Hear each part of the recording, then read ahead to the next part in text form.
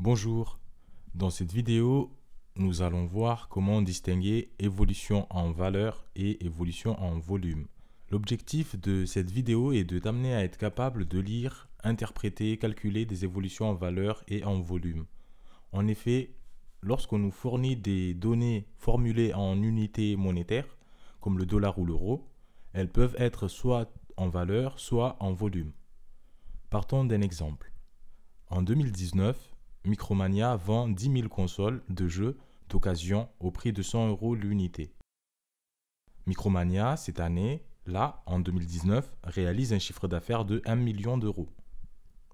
En 2020, Micromania ne vend plus que 9 500 consoles.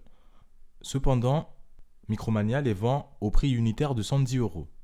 Le nombre de consoles vendues a diminué, mais le prix unitaire d'une console a augmenté. En 2020, leur chiffre d'affaires est de 1 045 000 €. Nos deux chiffres d'affaires ici sont des données en valeur. Il devient possible de mesurer l'évolution en valeur de mon chiffre d'affaires entre 2019 et 2020 en utilisant la formule classique du taux de variation, ce qui nous donne 450, que nous allons diviser par 100 pour avoir un pourcentage, ce qui nous donne 4,5%. On constate que son chiffre d'affaires a augmenté de 4,5%. Comment expliquer cela? Cela est dû à l'augmentation des prix. Le taux de variation des prix a augmenté de 10%, alors que le taux de variation du nombre de consoles vendues n'a baissé lui que de 5%. Les prix ayant augmenté plus vite que n'ont diminué les quantités vendues, le chiffre d'affaires ne peut qu'augmenter. En économie, on a souvent affaire à des données formulées en unités monétaires, la monnaie étant une réserve de valeur alternative au troc pour faciliter les échanges.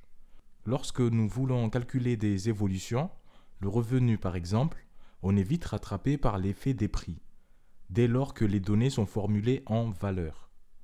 Car une évolution en valeur du revenu ou encore de la valeur ajoutée par exemple, c'est une évolution qui prend en compte les quantités sans corriger l'effet de l'inflation, c'est-à-dire l'effet de l'évolution des prix. Si jamais je cherche à comptabiliser exclusivement l'évolution des quantités, il me faudra calculer l'évolution en volume. Pour ce faire, il faut procéder à l'élimination de l'effet prix. Mais comment fait-on? C'est tout simple. On commence par choisir l'année de base. Nous allons calculer l'évolution avec un si les prix n'avaient pas évolué. Il s'agit d'un calcul fictif. Nous allons reprendre notre exemple avec Micromania. Notre année de base, c'est 2019. Nous allons trouver l'indice des prix en 2020 sur la base 100 en 2019. Base 100, c'est-à-dire que nous allons nous rapporter à la notion de pourcentage. Dans notre exemple, avec Micromania, les prix sont passés de 100 à 110%, soit une augmentation de 10%. On peut dire que notre indice est de 110, base 100, en 2019. Faisons une parenthèse pour comprendre la notion d'indice des prix liée à deux périodes base 100. Si en période A, un bien coûte 2 € et qu'en période B, ce même bien coûte 2,5 €, pour trouver notre indice des prix base 100 en période A, nous allons faire 2,5 sur 2 multiplié par 100. Année d'arrivée sur année de départ multiplié par 100. Année d'arrivée sur année de base multiplié par 100. Cela nous donne 125. Ici, les prix ont augmenté de 25%. On peut dire que notre indice des prix est de 125, base 100 en période A. Je rappelle qu'il s'agit d'un calcul fictif. Allez, revenons à notre exemple, sachant que nous avons déjà calculé l'indice des prix base 100 en 2019. Nous avions trouvé 110. Ainsi, pour calculer l'évolution en volume, c'est-à-dire pour prendre en compte que les quantités vendues, pour éliminer l'effet de l'inflation, nous allons déflater, ainsi prendre en compte que l'évolution des quantités. Nous allons utiliser la formule suivante. Données en valeur sur indice des prix multiplié par 100.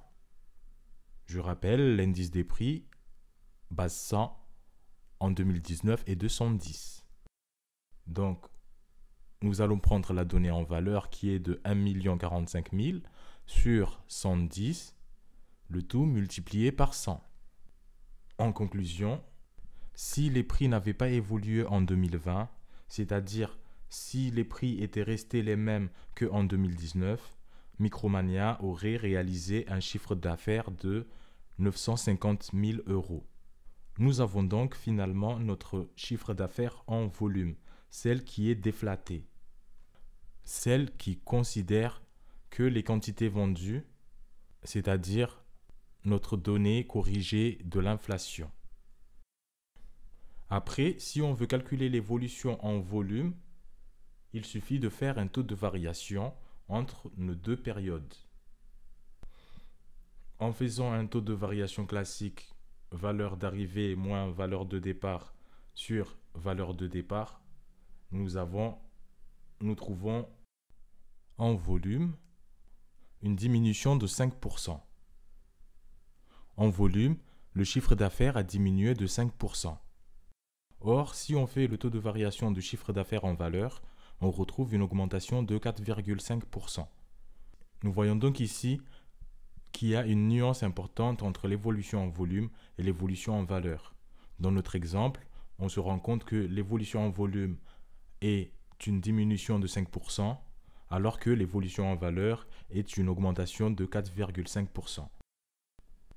Attardons-nous maintenant sur le vocabulaire utilisé pour préciser les deux modes de lecture, lesquels sont différents, distincts. Si les données utilisées sont celles qui sont non déflatées, vous aurez dans le document les termes en valeur, en euros courants, en euros ou bien encore nominal. Ces termes viennent préciser que les données en question ne sont pas corrigées de l'inflation, c'est-à-dire que ce sont des données non déflatées. Autrement, si les données utilisées ont déjà été déflatées, c'est-à-dire si l'effet de l'inflation a été enlevé, corrigé, éliminé, vous aurez les termes en volume, en euros constants, en euros de 2012, 2013 ou en euros de l'année en question ou au prix de l'année en question.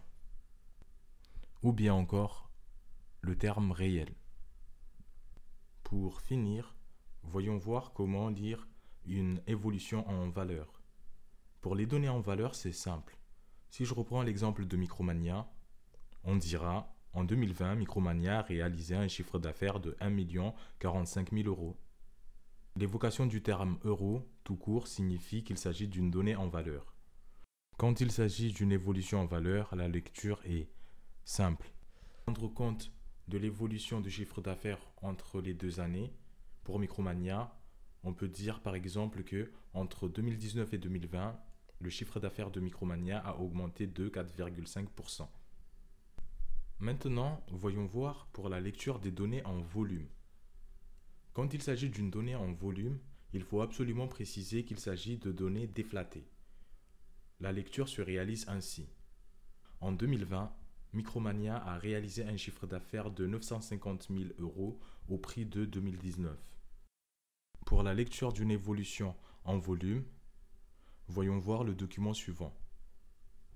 Comme cela est précisé, il convient nécessairement de signifier qu'il s'agit d'une donnée en volume, c'est-à-dire qu'elle est déflatée. Ainsi, nous pouvons lire dans le document ci-contre que, en 2011, le PIB réel de la zone euro a augmenté de 1,6%. On peut aussi dire que, en 2011, le PIB de la zone euro a augmenté de 1,6% en volume. Les deux formulations sont équivalentes. Nous avons précisé qu'il s'agit du PIB réel, d'une augmentation de 1,6% en volume. C'est important. Quand il s'agit de données en volume, mobiliser le vocabulaire approprié est nécessaire. Je vous remercie pour votre attention et je vous dis à bientôt pour d'autres vidéos. Salut!